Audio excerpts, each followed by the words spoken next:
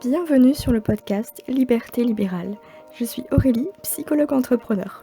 J'ai ouvert mon cabinet en janvier 2020 et à côté de ça, comme je suis passionnée de web marketing, j'ai décidé d'aider mes collègues, thérapeutes, praticiens et professionnels de santé à développer leur activité sur le web en boostant leur visibilité.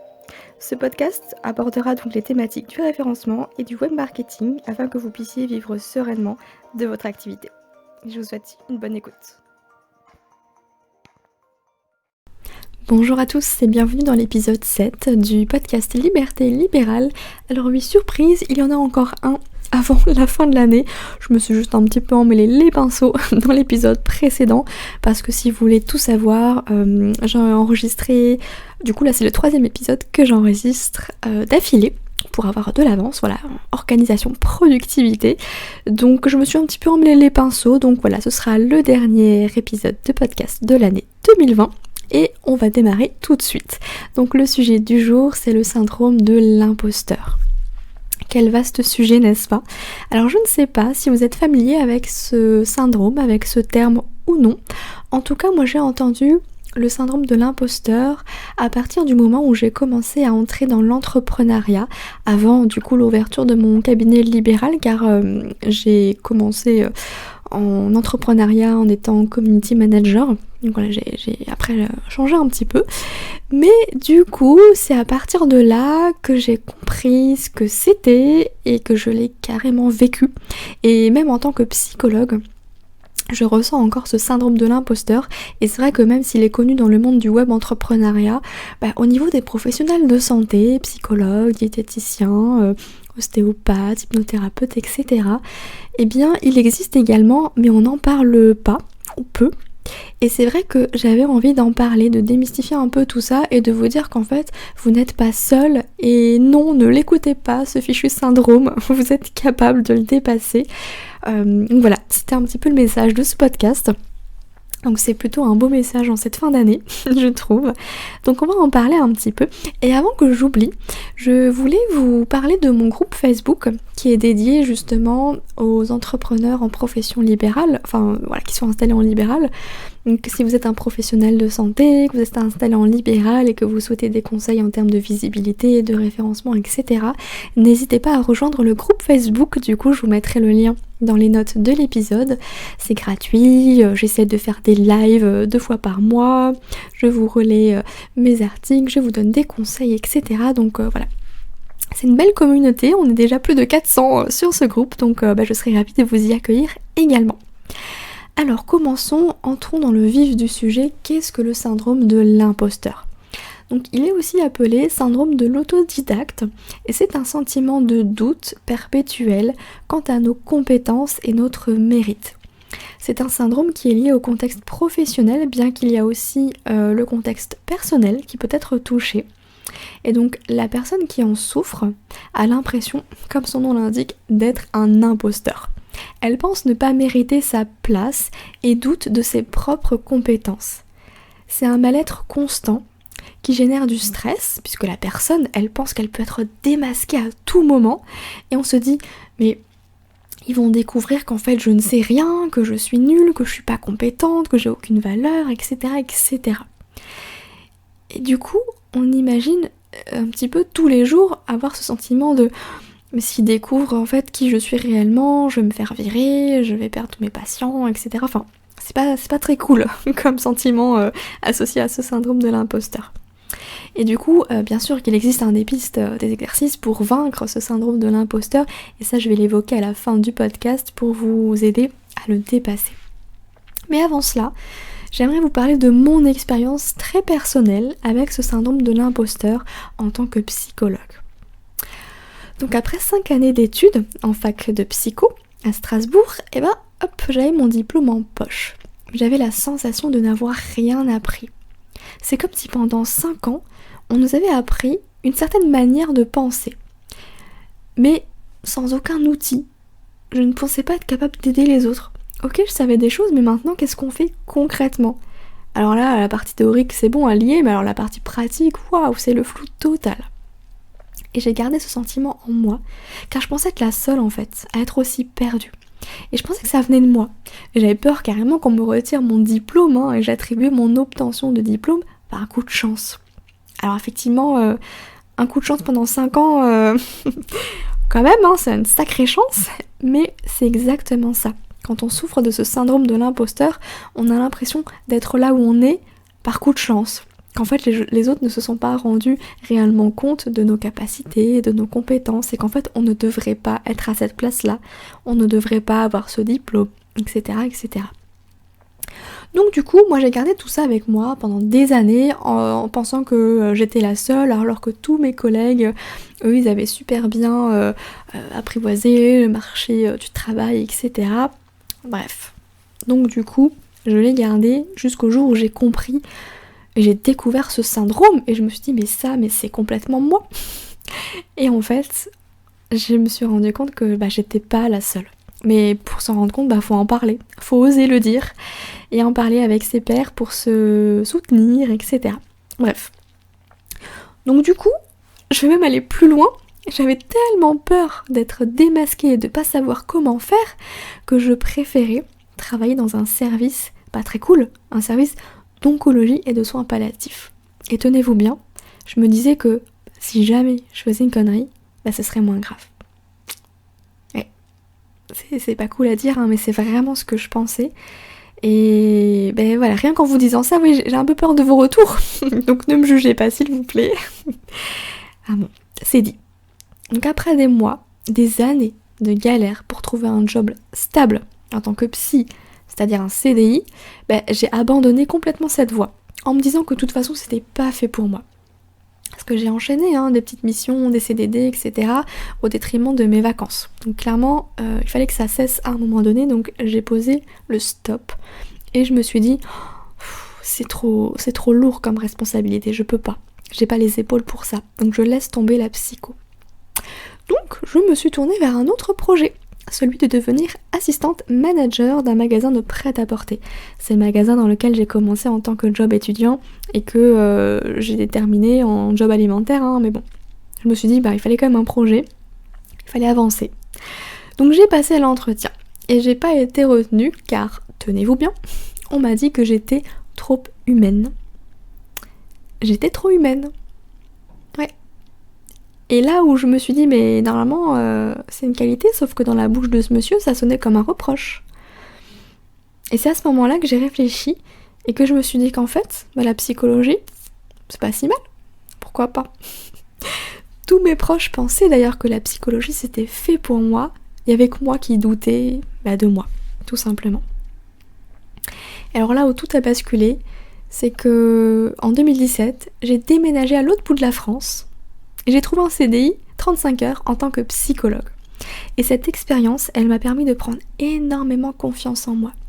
Mais attention, si j'ai postulé à ce job, c'est parce que c'était très particulier. C'était par téléphone. Alors il y avait quand même une espèce de barrière qui me protégeait. Vous voyez, un petit peu comme en soins palliatifs où je me suis dit, de toute façon, ils sont en fin de vie, c'est pas grave si je dis n'importe quoi. Entre guillemets, bien sûr. Mais là, c'est par téléphone qu'il y a une certaine barrière aussi, qui me protégeait moi également. Et puis finalement, après 2 ans et demi passés là-dedans, un peu moins du coup, j'ai décidé de faire le grand saut. En janvier 2020, j'ai ouvert mon cabinet libéral à Bordeaux. Et si on m'avait dit que j'en serais là il y a 2 ans, jamais je ne l'aurais cru. En libéral, moi, jamais.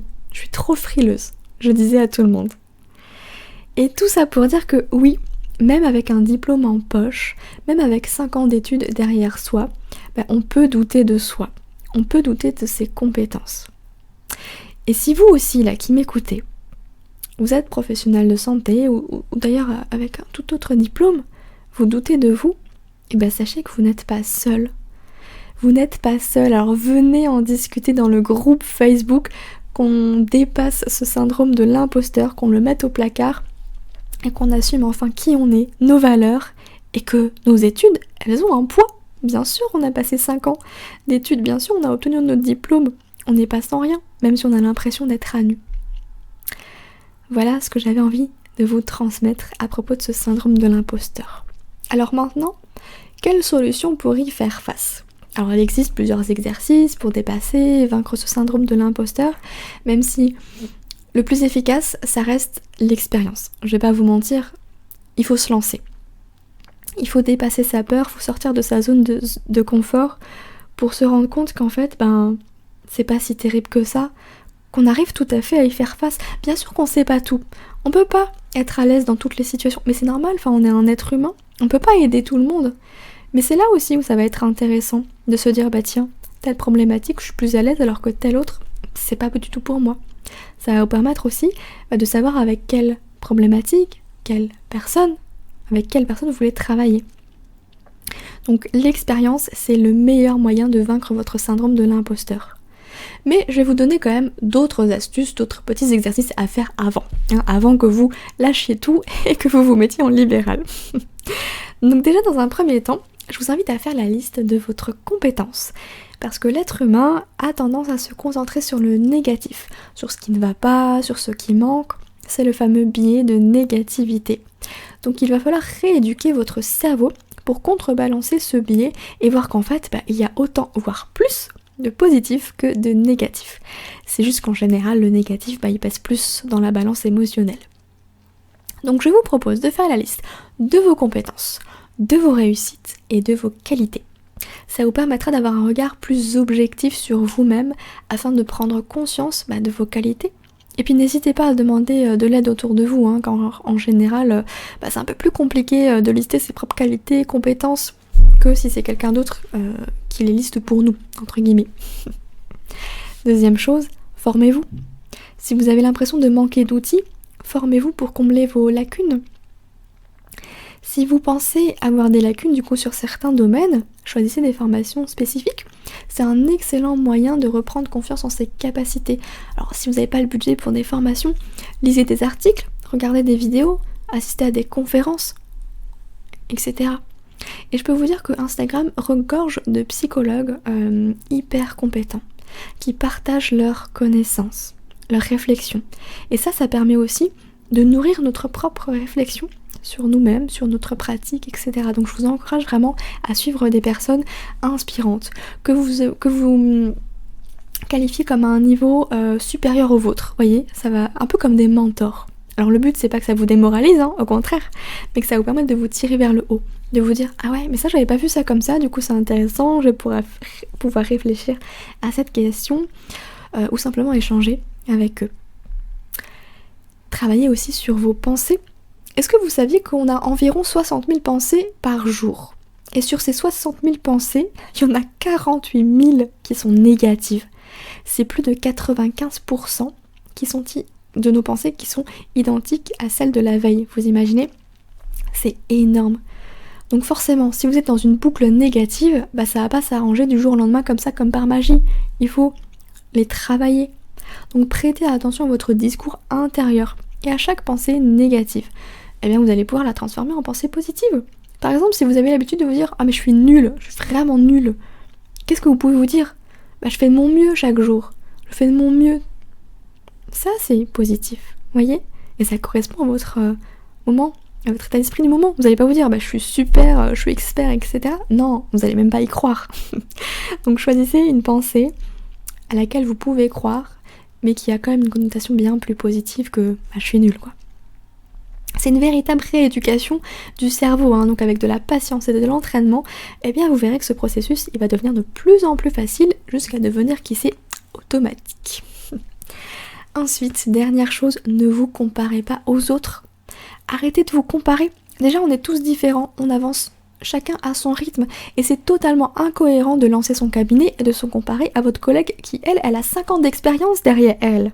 Forcément, votre cabinet il n'est pas rempli encore alors qu'elle a une liste d'attente. Mais normal, il y a 5 ans là qui vous séparent. La seule personne qui compte, c'est vous.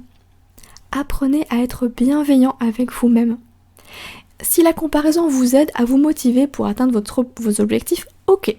Par contre, si elle vous fait du mal, arrêtez de suivre ces personnes. C'est pas ces personnes-là que vous avez envie de suivre. Donc de mon côté, comment est-ce que j'ai réussi à me sortir un peu de ce syndrome de l'imposteur ? Alors, je rigole intérieurement parce que le syndrome de l'imposteur, il est toujours un petit peu autour de moi, là, il plane toujours sur ma tête. Mais en gros, ce qui m'a aidé à mieux le vivre, à dépasser un peu ce syndrome de l'imposteur, déjà c'est l'hypnose, à 2 niveaux. Au niveau professionnel, car ma formation d'hypnose m'a permis de m'approprier un outil concret dans ma pratique. Et à un niveau personnel, mine de rien, l'hypnose, ça m'a permis de prendre davantage confiance en moi, grâce à cet outil-là que j'utilise pour moi personnellement, la visualisation, l'ancrage, etc. Donc ça a été vachement bénéfique pour moi.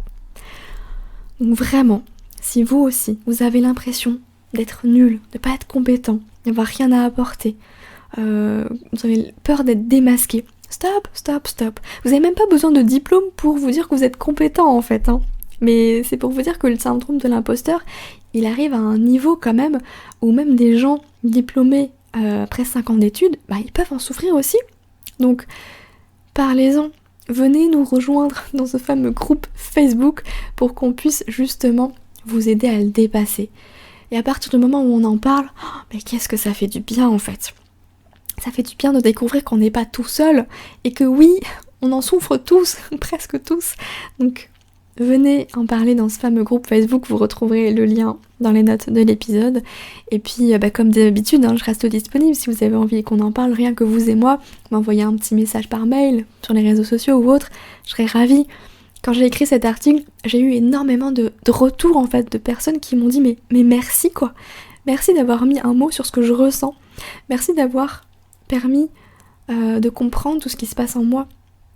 Et c'était des messages personnels, donc je sais qu'on n'a pas forcément envie d'en parler en groupe de s'étaler haut, donc venez m'en parler. Enfin, moi je serais ravie de pouvoir échanger juste avec vous, donc pas de souci avec ça.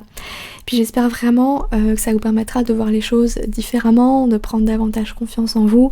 Et puis voilà, on va se dire au revoir là pour cette année 2020 sur cette note-là. Croyez en vous.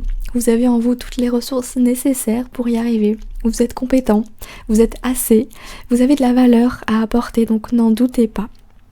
Et puis prenez soin de vous, surtout. Nous on se retrouve du coup là, cette fois-ci vraiment en 2021.